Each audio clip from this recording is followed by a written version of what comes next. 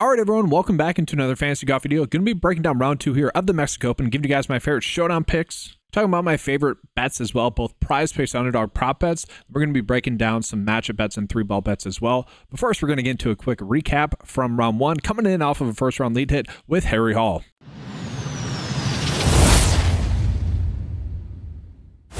So yes, guys, we are coming in off of a first-round leader hit of Harry Hall there at 40-1, chopped down to about 13.3-1 there. A little bit annoying, a little bit tilting. We did have another 18th hole dilemma there where he missed a 9-foot birdie putt to really give us the full cash there. And then we got some kind of lucky bogeys, I would say, at the end for it to only be a three-way chop. Chris Ventura actually had a bogey 18 for us to get that, but nice hit there, especially after the Seamus Power annoyance last week. So good stuff there. The nice thing about Harry Hall, he was number 1 showdown ranked golfer. He's also the number 1 leverage play as well. So he's also an outright bet for us as well. So all that stuff is sitting well for us there. Shout out to Harry Hall. Let's keep it going, buddy. And then we are looking at a couple of the outright bets that I was on as well, potentially, being in good spots as well. Ryan Gerard there. Then you also have Stefan Jaeger as well, both at -5, and obviously Harry Hall currently winning. So good stuff there. Unfortunately, guys, I was a Gerard birdie on 18. He missed a short 6-putt away from a really, really good round 1 on Underdog. Ended up being good. I'm not complaining. It was a profit. I never like to complain about profit, but a little bit tilting there. Hole 18 in terms of like the spots that you need to hit to like have a really big week have not been there. I obviously mentioned all the water balls that have happened, which have been annoying, and then that short miss, a little bit tilting there. It's like hole 18 is starting to get tilted. If it had happened on any other hole, which it kind of does, but just in the buildup of I just need this golfer to put the ball in freaking play on 18 to have this really big day. For him to hit this 6-foot birdie putt to have a really big day. It's when it gets to that moment, that's when it's the most tilting. But sitting pretty good here, guys. Basically, round 1 went both as expected and really just overall very solid. Now, if we look at some ownership here, guys, no real chalk concerns right now, I would say. I mean, actually, obviously the most valued golfer at 23, that was about expected. I would say Hogard did end up being a little bit of a shock to me ownership wise. To me, I actually wouldn't mind if he ended up missing the cut. That actually ended up being pretty big. Actually, both of them missing the cut would end up being pretty big for me. Taylor Moore as well. If he were to struggle, that'd be nice. I didn't get on those guys as much. Kurt Kitayama, I mentioned on the write-up that I felt like he was just a little bit too high priced given his lack of like upside, and maybe we're seeing the safety to come into play, but I'm sure he's going to be someone that's popping up as a good round 2 showdown play. But for the most part, I would say this, like really round 1 went as expected, both data-wise, obviously hitting a first-round lead, and then just as a collection of data points, like really no too many plays that were like overly shocking. So we'll go ahead and jump into the showdown ranks. And so we're going to go ahead and take a peek at round 2. I do want to call it, guys, that the projection data that you'll see here is going to be slightly different than in the lineup optimizer. So what the projection data is doing here is not factoring in weather at all. Okay. This is just the 9 to 5 like raw projections for the round. In the lineup builder, what you'll notice is going to be factoring in the weather and then factoring in a little bit of props betting data as well. That has seemed to be a good source of success for us. So we're going to continue to do that. Probably shouldn't have said that on the video. I should probably shouldn't have said whatever. Anyways, let's go ahead and get into the top regression candidates. And so what's surprising, again, just because round 1 kind of went as expected, we're not going to get that many like big name golfers that are expected to really go off and have a low round. At the same time, we are seeing Sam Stevens. That's going to get a slightly favorable tee time with that AM tee time. We are going to be attacking the AM tee time slightly, guys, because the golfers that had the earlier tee time did score a little bit more and were a little bit lower on average with their scoring as well. So we do want to be targeting that. So like golfers like Sam Stevens, Bill Hosler, we're going to be looking at that. Monacero as well. I'd be fine with him. Charlie Hoffman was very much hit or miss. He was scoring, so I don't mind him. Speaking of that, guys, freaking Charlie Hoffman had 3 water balls. 3 water balls. Okay? And I think he still shot -3. He basically lost 4 shots by hitting into the water. And I know, like, yeah, that's like he hit into the water. Like, it is what it is. But hitting 3 balls into the water, like 1 ball, whatever. 3 balls, that's like, and losing 4 strokes and still being 3 under par. That was tilting because obviously I had him as a first round leader, but had him a decent amount of shot. A little bit tilted. I want to bring that up. But anyways, looking at guys, yeah, Charlie Hoffman would be fine as well. Let's see if any of those guys are popping up as some of the better showdown rank plays here as well. So yeah, Sam Stevens going to rank out really well. A golfer that was expected to play well. did not. Going to be number one in regression, but also a golfer that we're expecting to play well. Bo Hosler, Kurt Kitayama popping in there. Akshay then. Now we're starting to get into those golfers that were good plays that are expected to continue to play well. Jaeger as well.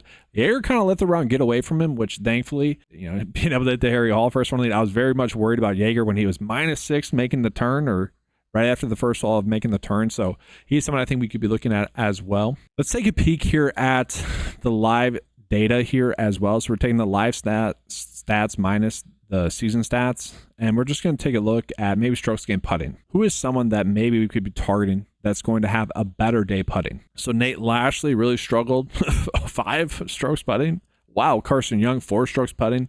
Interesting there. They're both really struggling. Alex Smalley. So Alex Smalley is a golfer that, if he had AMT time, I think I'd be wanting to get to a little bit more. CD Pan's one that sticks out, a golfer that really ranked out well in the 905 mile, lost 1.6 strokes putting. He missed a couple of short bunnies as well. Again, if he was someone that had an earlier tee time, I think we'd be favoring them a little bit more. That's kind of the annoying thing I'm noticing here with the strokes gained putting, is that most of those golfers are maybe golfers that we would want to be targeting. Anything for like strokes gained approach or anything like that, any big differences there, or maybe even strokes gained off the tee potentially. We'll see any big differences there.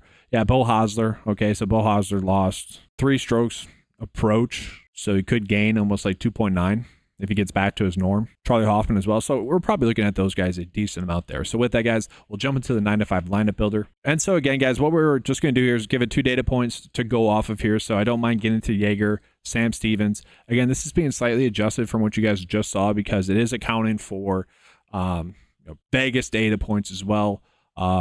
And these are priority-based projections as well. So it's taking the 9-to-5 projections and then doing it based off of salary as well. So it's kind of scaling it so we can get proper exposure. So priority rank projections, if that makes sense. But we're going to generate this just so you guys can get a general feel of what we're looking at here for good lineups. Now, while it's loading, I think it's worth calling out slightly lost money with round 1 in terms of the lineup that were generated here, but then I did a couple of hand builds that ended up being profitable for me in single entry contests, and then obviously with the underdog lineups ended up doing pretty darn well there. So it's kind of weird. Like typically if there's a good day, it's going to be a good day through and through. Maybe not necessarily for underdog drafts, where if you just maybe have one blow up there, that could hurt you. But obviously with Harry Hall going off, it was pretty nice. Overall, a very solid day.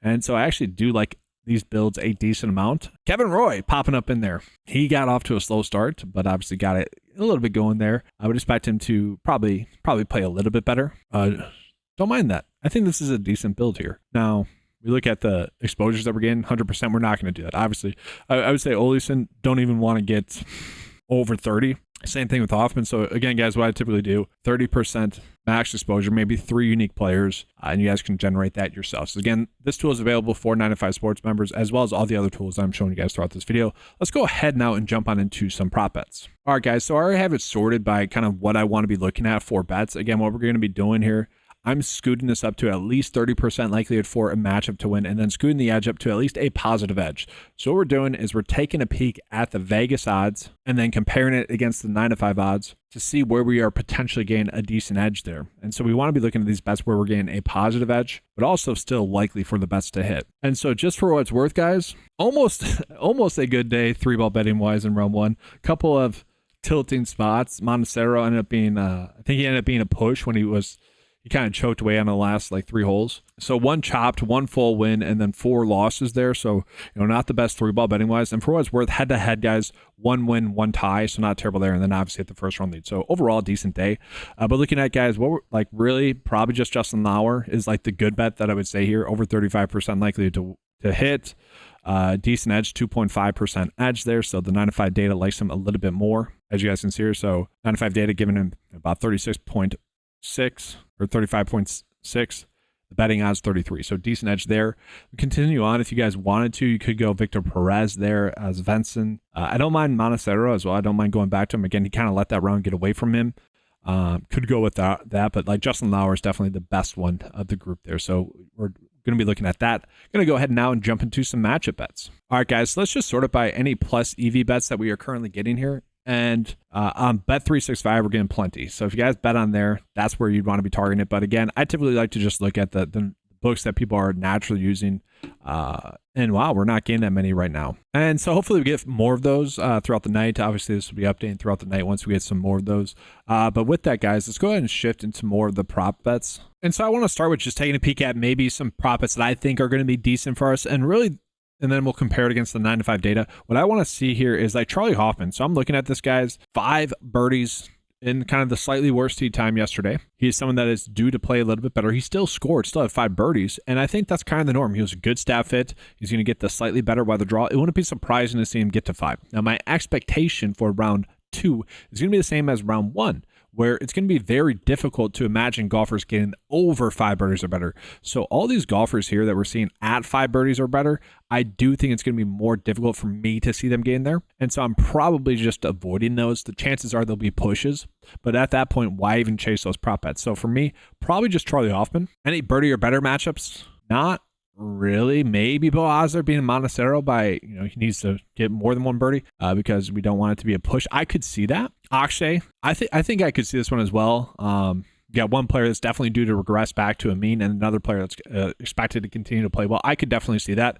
Target the regression candidate, and then the golfer that is expected to continue to play well. I could see that as well. Those are both 2 decent spots. And so we take a peek here at the PrizePicks board here. And again, I always like to start off with the prop line differences. That's why I have it sorted by this. Brian Campbell to get under 69.5 strokes on PrizePicks does seem to be a decent edge. I actually don't mind that side of it. About a 50-50 split per the 9-to-5 data. But again, taking advantage of that slight prop line difference, I don't mind that. Chances are we probably could be betting on his over on underdog there as well, but he's decent one there. Let's take a peek here. So yeah, naturally, guys, Akshay to get under 5.5 birdies or better is going to pop up.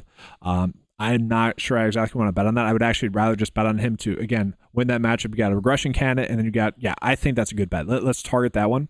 And then again, these ones, do we really want to be betting these unders? We could, if it was the same for PrizePicks and underdog as it used to be, where you could just load up on bets like this, kind of bet on the course. Like, so we could just load up on like these 4 and say they're going to be under, and we're not going to get a discounted payout. I would hammer those bets. I would.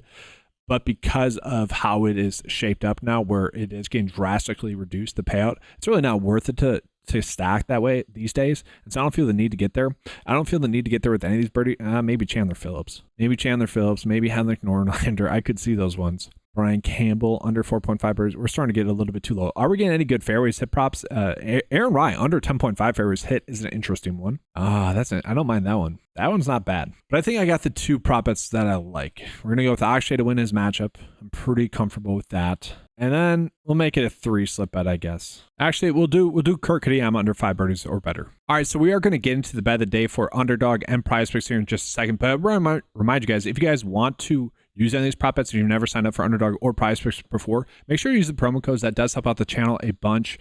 Basically, I can reinvest the money that gets kicked back my way from you guys using the promo code back into the channel, back into the tools, which I am more than happy to do. So use the promo code 925 spelled out for underdog. They'll give you guys a $50 deposit match up to $2,000, which is an awesome deal. For PrizePicks, it's slightly different. Use the number 9TO5.